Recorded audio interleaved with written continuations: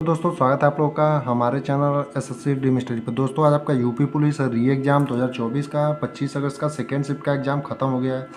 दोस्तों इसमें जितने क्वेश्चन हमें मिले हैं उनका एनालिसिस हम आपको करा रहे हैं और जितने क्वेश्चन बचे हैं उनका भी एनालिसिस हम आगे एक वीडियो दो वीडियो बना करके आपको ज़रूर कराएंगे।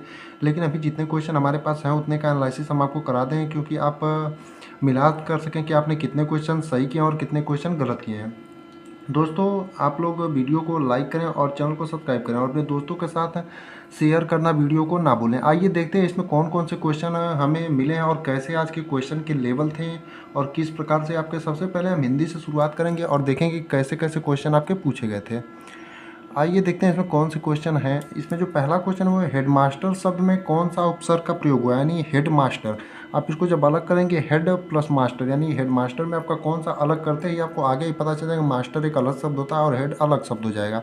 तो हेड मास्टर शब्द में आपका कौन सा उपसर्ग का प्रयोग हुआ है, तो आपका जो सही उत्तर होगा आपका हेड होगा। यानी आपके जिस भी ऑप्शन में हेड दिया होगा वो आपका सही होगा, यानी कि आपने अगर हेड पर टिक किया होगा तो आपका सही उत्तर होगा। अगला क्वेश्चन है मौन का विलोम शब्द है, यानी मौन जो शब्द दिया था उसका विलोम शब्द क्या होता है, ये क्वेश्चन आपसे पूछा था। तो जो मौन का विलोम शब्द होता है वो आपका मुखर होता है, यानी आपके जिस भी ऑप्शन में मुखर दिया होगा वो आपका सही होगा। यानी मौन का विलोम शब्द क्या होता है, तो आप लोग उसे मुखर कर लेंगे। दोस्तों इसमें हमें हिंदी के सिर्फ आपको एनालिसिस कराएंगे इस वीडियो में, यानी कि जो कि भी हिंदी के जितने प्रश्न हमें मिले हैं, यानी 25-30 आपके जो पेपर में आए थे, एक आध दो छूट गए होंगे तो आप लोग उसे कमेंट में ज़रूर बताइएगा। जितने भी हिंदी के क्वेश्चन हम उनका एनालिसिस इस वीडियो में कराएंगे। उसके बाद जो आपका जीके का और एक अलग वीडियो में एनालिसिस कराएंगे और रीजनिंग और मैथ का अलग वीडियो में, यानी कि सबका अलग अलग कराएंगे। आप लोग परेशान ना होइएगा, कल तक आपको सभी वीडियो यानी कि सभी सब्जेक्ट का अलग अलग आपको मिल जाएगा। पहले हिंदी का देखते हैं, उसके बाद सभी सब्जेक्ट का बारी बारी से देखेंगे। अगला क्वेश्चन है मंदिर मंदिरा युग्म का अर्थ है, यानी मंदिर और मंदिरा जो शब्द है उस युग्म का सही अर्थ क्या होगा। चारों ऑप्शनों में से आपका जो सही उत्तर है वो आपसे पूछा था। तो मंदिर का आपका देवालय हो जाएगा और मंदिरा का अश्वशाला हो जाएगा, यानी आपके जिस भी ऑप्शन में देवालय और अश्वशाला दिया होगा वो आपका सही होगा। यानी कि मंदिर और मदिरा का जो सही अर्थ है देवालय और अश्वशाला है।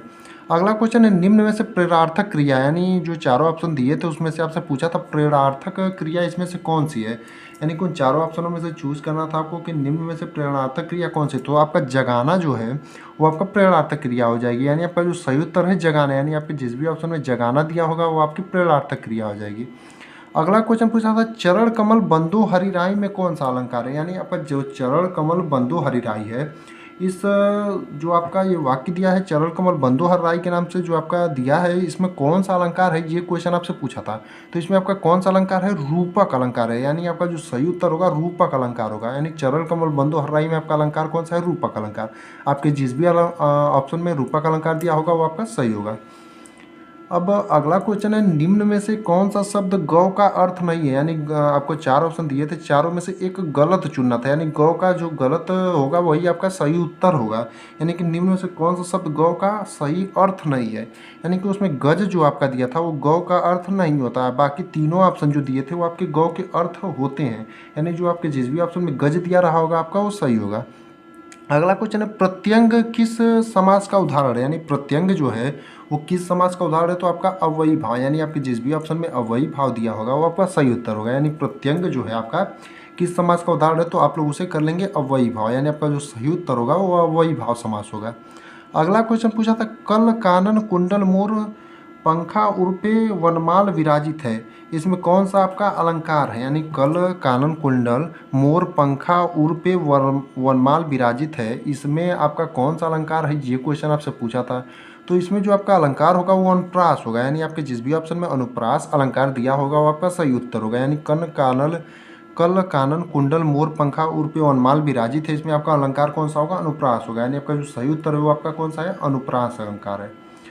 अगला क्वेश्चन आपसे पूछा था ई छोटी ई बड़ी ई ऊ और बड़ा ऊ किस प्रकार के स्वर है, यानी आपने आपसे क्वेश्चन पूछा था ई बड़ी ई छोटा ऊ और बड़ा ऊ किस प्रकार के स्वर रहते हैं, ये जो होते हैं समवृत्त स्वर होते हैं, यानी कि आपका जो सही उत्तर होगा समवृत्त होगा। यानी आपके जिस भी ऑप्शन में समवृत्त दिया होगा वो आपका सही होगा। अगला क्वेश्चन था आकाश का परिवाचिक शब्द, यानी आपको चारों ऑप्शनों में से एक चूज करना था कि उसमें से आकाश का परिवाचिक शब्द कौन सा है। तो आकाश का आपको पता होगा नभ गगन अंबर व्योम, ये आपका परिवाचिक होता है, उसमें से एक व्योम दिया था ऑप्शन में, तो आपका जो सही उत्तर होगा वो व्योम होगा। यानी कि आकाश का जो परिवाचिक शब्द है क्या होगा, व्योम होगा। यानी आपके जिस भी ऑप्शन में व्योम दिया होगा वो आपका सही उत्तर होगा। अगला क्वेश्चन पूछा था प्रेरणा स्टूडियो जाएगी में काल का भेद है, यानी प्रेरणा अभी स्टूडियो जाएगी, इसमें आपका काल का कौन सा भेद है, ये क्वेश्चन आपसे पूछा था। तो आपको सीधा सीधा पता चला जाएगी, यानी कि अभी कार्य हुआ नहीं है, जाने के बारे में डिस्कस कर रहा है। यानी कि प्रेरणा स्टूडियो जाएगी में काल में कौन सा भेद है, काल का कौन सा भेद है, तो आपका सामान्य भविष्यत काल है। यानी आपका जो सही उत्तर होगा वो होगा सामान्य भविष्यत काल। यानी आपके जिस भी ऑप्शन में सामान्य भविष्यत काल दिया होगा प्रेरणा स्टूडियो जाएगी, ये आपका सही उत्तर होगा। अगला क्वेश्चन था अचल शब्द का समभिन्नार्थक, यानी अचल जो शब्द है उसका समभिन्नार्थक क्या होता है, ये क्वेश्चन आपसे पूछा था।